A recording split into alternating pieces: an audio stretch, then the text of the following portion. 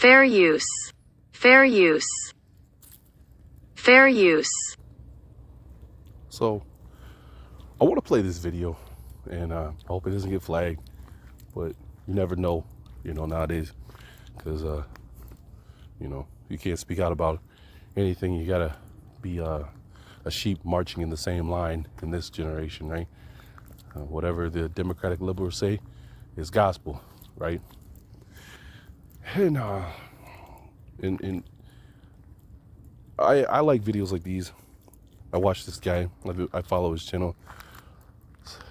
Sometimes I find when he analyzes some of these people to be on point, but other times it's like those TV series, we're looking for Bigfoot, right? Where they spend all this time, hunting for Bigfoot, but they never find Bigfoot at the end of it. They just spend all that time, chasing Bigfoot, and so it ends up being a waste, right? And with this one, I feel like he does the same thing to a certain extent.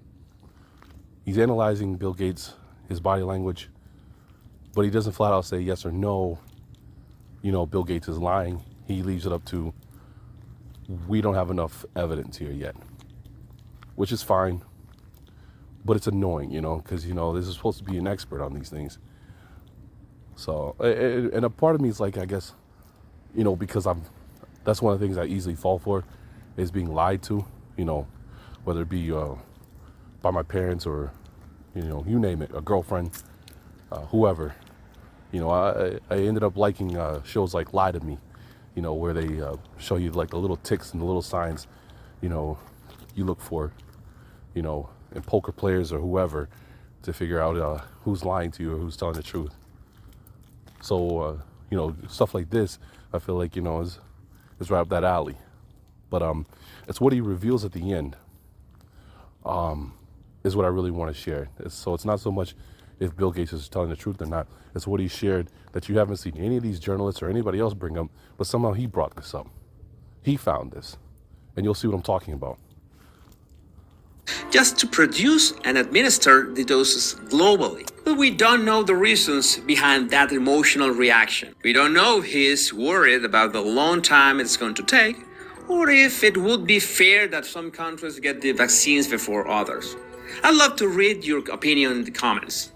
To be clear, do you want a vaccine so that you can implant microchips into people? No, there's no connection between any of these vaccines and any tracking type thing at all. I don't know where that came from. Well, the moment of truth is when O'Donnell asks about the conspiracy that links the vaccine to a tracking system. In this case, he answers calm and collected. He was expecting the question, and he answers accordingly. But then, O'Donnell applies a version of the Columbo questioning technique and asks again, why do you think so many people believe this conspiracy to be true? How did it become so popular? Gates' answer is clear, I don't know. I don't know. But the inflection of the answer is like a question. I don't know. I don't know. He shows insecurity and proceeds to talk about the efforts of Dr. Fauci and himself and their values. He tries to justify his actions, but the truth is that he knows exactly why this conspiracy started in the first place. And for that, we should go to Reuters' page where the conspiracy is debunked. Apparently, it's more about a digital certificate that the Bill and Melinda Gates Foundation were developing. And here comes the strange part. There's a paragraph that says, IBM describes a digital certificate as an electronic document used to identify an individual and associate the identity with a public key. Like a driver's license or a passport, it provides proof of a person's identity. But that link to IBM does not exist. And if you try to search it inside archive.org, all snapshots are down. That's really, really odd. In that same page, we get a link to Rice University's webpage, an article from December 2019 where it describes a technology to administer a vaccine and leave an invisible digital tattoo with the vaccine's information. Kevin McHugh, the scientist behind the breakthrough, addresses that he was actually contacted by the Bill and Melinda Gates Foundation. They came to us and said, we have a real problem knowing who's vaccinated.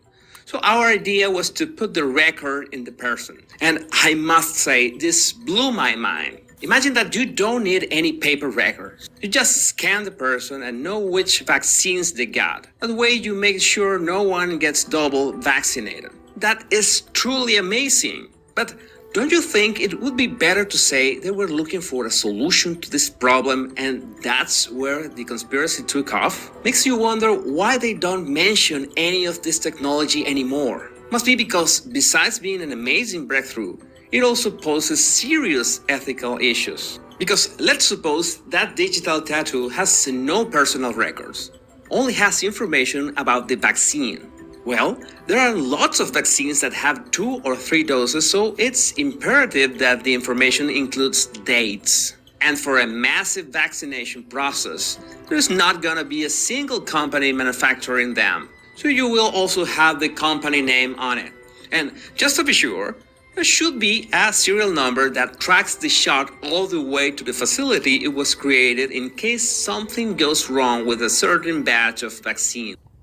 So that's what I found interesting, was the fact that they were able to link this back to the Bill and Linda Gates Foundation speaking to a professor at the University of Rice about leaving a digital, what was it called there, mark in a person through immunization. But this is supposed to be a conspiracy. How is it that this guy found this, but you don't hear anybody else can somehow find the same information and bring it to light? Other than that, it just sits out there as a conspiracy, and that you have to be a kook to believe that anybody would ever want this, or that anyone ever thought about this. And fact checkers, you know how they are. They're the new gods of the universe, right? Who'll sit up there and tell you, oh no, you can't say that, you're wrong. We've checked the facts and you're wrong, even though what they do is they check them from a certain period of time, and from 2000 and on. If you go back earlier than 2000, you'll find, actually people wrote, wait a minute, the KKK and the Democratic Party were in bed with each other from the beginning. I know that's a jump somewhere else, but it's just something I struggled with, pointing out that the KKK and Democratic Party were in bed with each other. Fact checkers say, oh no, that's false information. There's no link to each other. Well, actually there is. You have to actually go back and actually read and pull this stuff up. You can't just sit there in 2000 and say, hey, there's no one in the 2000s or 2001 or 2002 or 2019 have written articles about this, to back.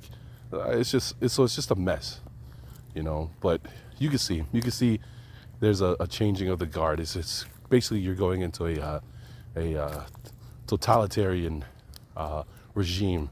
Your government tells you what to do, point blank, period. It's no longer the people tell the government what to do. It's no longer that illusion that the people tell what people Congress what to do. There's no longer a democratic society, even though they keep saying, oh, this is about democracy. You can see now there's a switch to you're just going to do what we tell you to do, point blank, period, as if we're an oligarchy that's ruling over you, that just tells you what to do and we're not hiding it anymore.